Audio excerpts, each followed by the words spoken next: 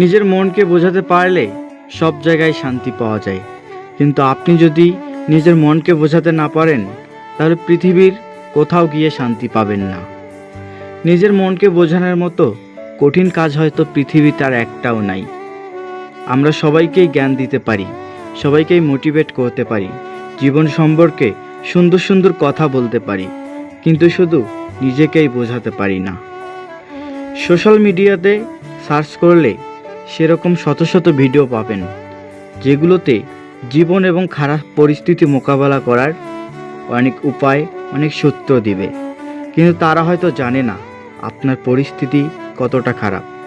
আপনার দেয়ালে পিঠ ঠেকে গেছে, তারা হয়তো সেটা কখনোই খেয়াল করেনি। আসলে নিজেকে বোঝানোর চেষ্টা সবাই করে, কিন্তু সবাই সফল হতে পারে না। কেউ নিজেকে বোঝাতে পারে, আবার কেউ জীবনের কাছে হার মেনে নিয়ে এই পৃথিবী থেকে চলে যায়। মাঝে মাঝে ভাবি, জীবন যদি গল্পের মতো সুন্দর হতো তাহলে কতই না ভালো হতো।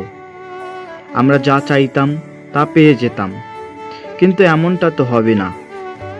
সৃষ্টিকর্তা আমাদের নিয়ে এক সুন্দর খেলা করছেন, যেভাবে নাচাচ্ছে আমরা সেভাবেই নাচতেছি।